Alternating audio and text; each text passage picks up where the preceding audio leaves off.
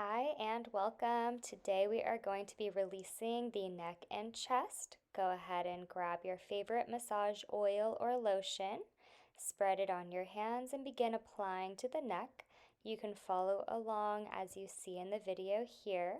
We're just going to be getting the oil or emollient of your choice along the neck. And we're going to start as you see your fingertips find the top of the vertebra, and you just gently use your fingers in a raking motion to pull. The weight of your arms comes from the elbows pulling down towards your chest, and that'll drag the fingers nicely through that thick muscle where the traps and different erectors and some of your scalenes are in that area as well. And basically, the muscle is going to be getting warmed up, a nice infusion of dense, oxygenated, nutrient rich blood to the area. Also, a fun thing about fascia is it is thixotropic. So as it warms up, it becomes more soft and malleable. So by doing this self-massage before we get into some of our stretches, we're going to actually allow that fascia to be able to move and change, which will soften it up and lengthen it to try to iron out some of the adhesions or muscle knots as you might be familiar with. So as we're working our way through, now we're going to be warming up the scalenes with a couple of nice circles. And you basically just do little scooping circles using the fingertips and also the edge of the hand. And you can do these up towards the ear as well as away from the ear. I recommend you play with doing both versions so you can get an idea for what feels best in your body. Gently over the throat. Of course, you don't want to choke yourself, but give yourself a nice little massage. This is actually great for clearing the terminus, which opens up for the lymphatic flow of the body, which is great, huge immune boosting benefits there. And now we're going to get more into the scalene. So you'll see we are just warming the tissue and making sure we have nice oil or lotion spread on that area. And we're using our fingertips to feel into the muscle on the side of the neck here. And you're going to see I'm gripping the back of the muscle while my hand pulls towards the front side of my body and my neck turns away. So that's a fun thing with self-massage is you're going to be feeling into your body and see if you are massaging a certain muscle. If you make a movement, does that intensify the sensation for you? Does that help you get deeper into that muscle? So you'll see from the side here. And so we play around with moving the head and the arm away from the body in the same direction, and you'll have seen that sometimes we turn the head to one side while the arm goes away from it. And all we're doing here is trying to find new ways of getting into deep parts of the muscle, some of the splenius capitis muscles that are going to be what stabilize the neck and the head. But really the goal here, which you're going to be feeling, is what feels best for you. I'm creating a guideline for what type of movements and how to touch the muscle in order to get some benefit, but you are definitely the master of your own body.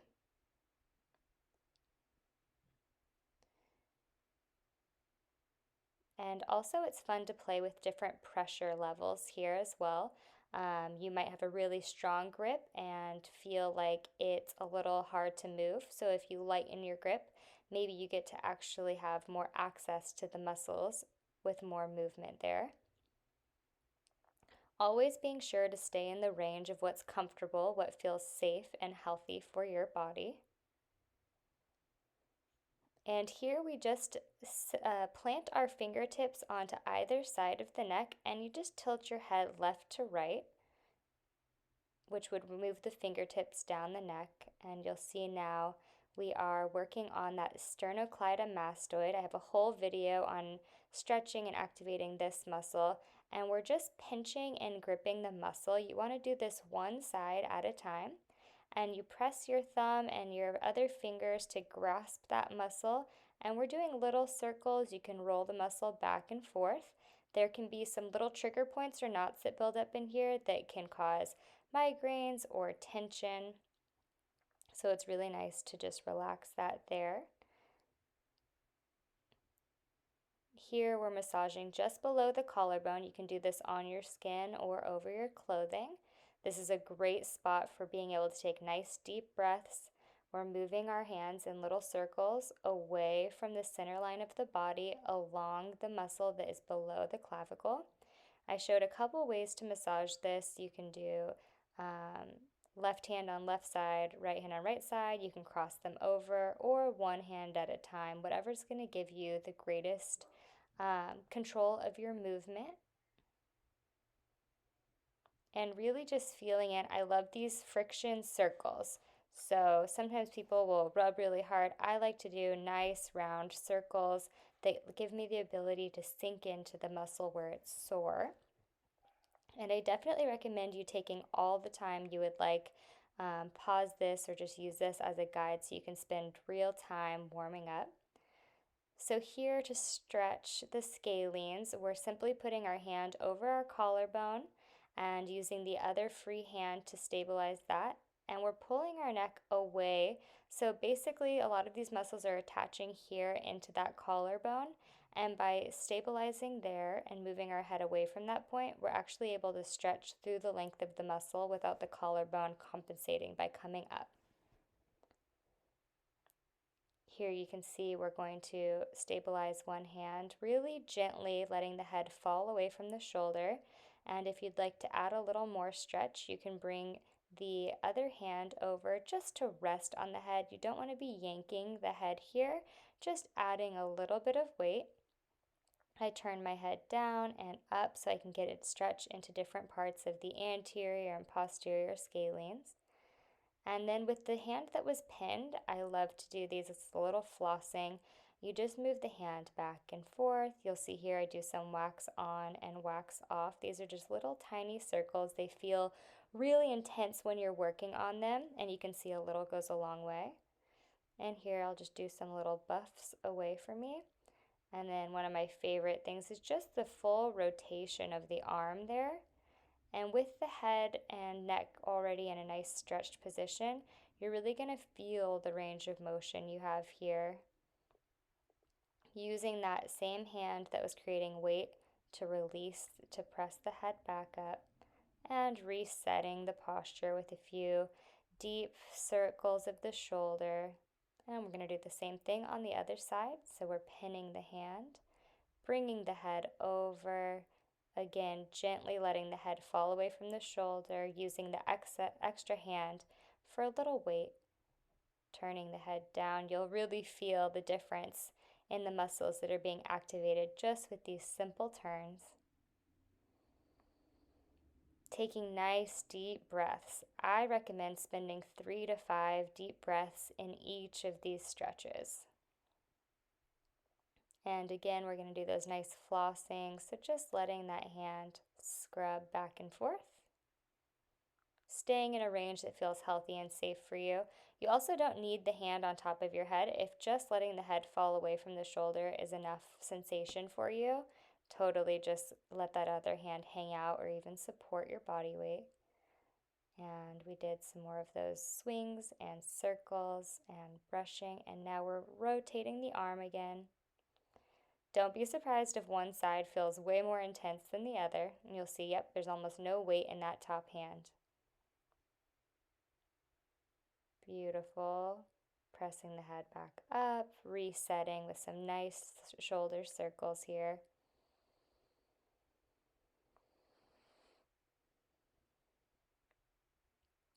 Deep breath in, shrugging the shoulders up to your ears, and then on your exhale, releasing and shaking. Deep breath in. The shaking is another great way to reset your body into the parasympathetic nervous system. Now here we're going to get into a pretty traditional Cobra Pose. Hands are on either side of the chest, and using our back, the muscles in our low back and our torso, we're going to be lifting the chest up. So we're not using too much weight or any weight in the hands here. And you're just taking a few turns of lifting, taking nice deep breaths. And after a few warm-ups, you're going to see, yep, We've got the chest nice and warmed up and the low back's firing. We're going to extend through the arms, keeping a nice gentle bend in the elbows.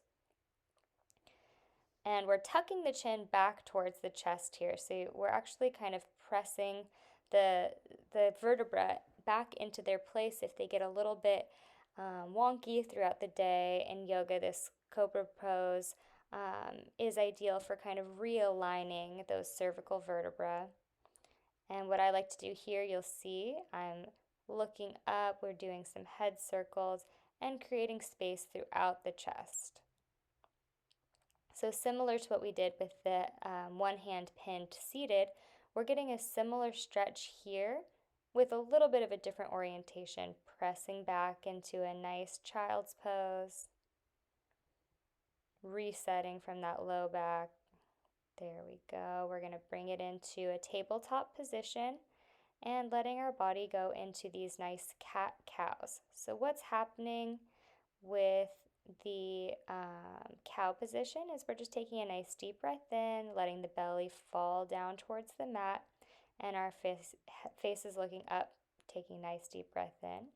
And for the cow, we are exhaling and pressing the spine up towards the ceiling, tucking the pelvis, and we just go back and forth, counteracting the stretch before, which is going to bring the body into a nice balance. Back into a child's pose here.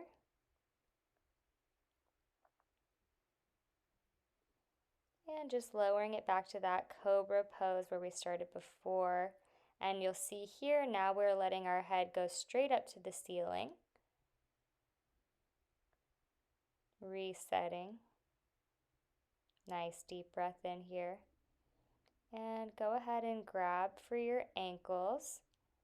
And here it might look like we're using our back and chest muscles, but really we're using the weight of our feet pressing into the hands to pull the body up and open. So really the ankles and the strength there are pulling the arms away from the chest and creating that great opening. Nice deep breaths in there.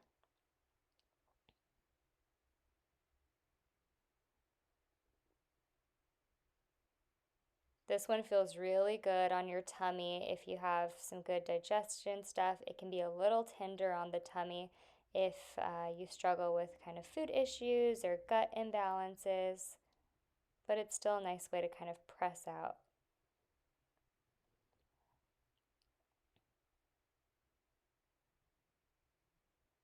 Just opening and wringing the neck out in that same Cobra Pose from a different angle, giving you an idea of how that looks.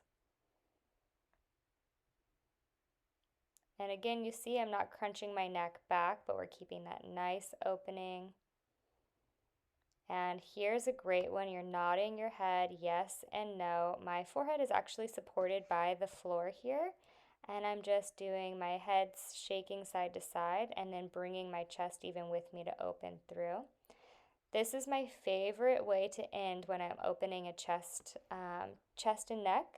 I do this almost every day with the yoga block, and you just find a nice healthy feeling point between your shoulder blades, and you want your head to be nice and supported. See how my cervical spine, my neck, isn't crunching on itself, but it's still lengthening. So that's an important part when you're finding this position to relax here. And I like to move my arm in circles or up and down in goalposts, and you'll feel little muscles or knots in your rhomboids and other muscles in your back kind of getting a trigger point or myofascial like foam rolling on the edges. It's way nice if you have one of those foam yoga blocks or a cork one. I have a wood block, which is a fairly intense way to do this opening here, but I've been doing it for a long time and I know how to hold the weight so that I'm not dumping too much weight into those areas. And now this is a really great way to open throughout the chest. So we're clasping, interlocking our fingers, and you just press them up away from the body and back down to the groin, and you can do as many swings like that. And bringing the hands behind the head, just interlaced behind the head, and so they're open. This is a really nice pec stretch, You'll feel a lot of opening. And there I just was pressing my elbows in towards each other because I feel a great opening there through the lats. So you might not have a yoga block at home, so I'm going to show you here. This is a little miniature foam roller. You can do it with another foam roller, and I'm just showing you, you essentially are doing the same thing. Be very careful and safe in this in that you don't want it to be rolling around so you hurt your back, but if you have a nice soft foam roller, you can get the same effect, making sure again that the crown of your head is supported, back of your head is in a nice comfortable position. And this is a really tiny foam roller, so it doesn't feel too intense. I'm going to show you a variation for if your foam roller is really high. This is a really simple one that everyone can do. So if you don't have a foam roller or a yoga block, no problem. You just grab a towel and you can wrap it up or roll it up as you saw there. And you just do the same thing. It's going to go along your spine. This one's really nice because it's super soft, so you're not going to be in like a really hard, tough spot, but you're still going to see, I mean, that's so much more opening happening across the chest than if I was simply laying flat. And you can do the same, interlock the hands, pressing down towards the groin. It's important here that the hands are interlocked, but they're pressing or pulling away from each other. And that tension across the body is going to be really important for resetting the fascia.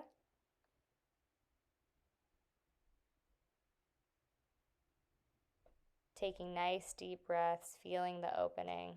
And again, I really recommend you take 2 or 3 times as much time as I'm doing here in the demonstration. Rocking the hips side to side to see how that feels. So again, if you had that foam roller and it was too high, you're going to see here, you can simply use a towel to lift up the hips. So that will bring you more into alignment so your foam roller won't be such a deep stretch. And it also helps to stabilize so it's not so rolly.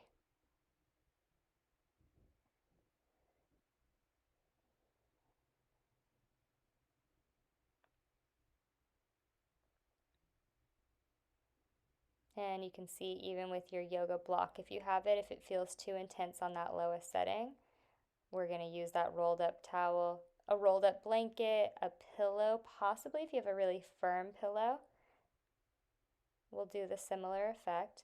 And this is really nice just for resetting the body, opening the chest.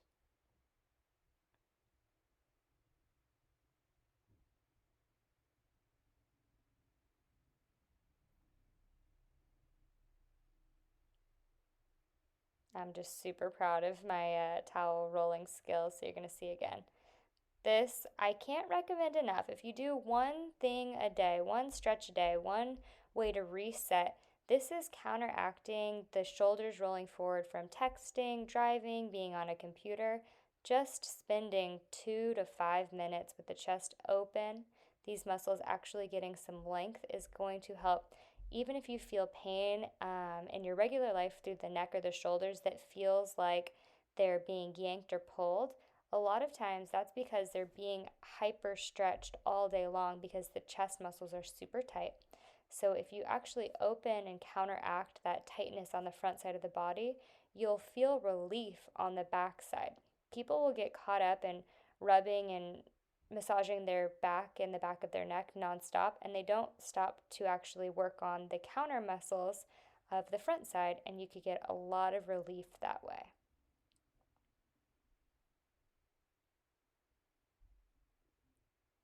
Thank you so much for watching this video. I hope it helps you and I hope you feel amazing.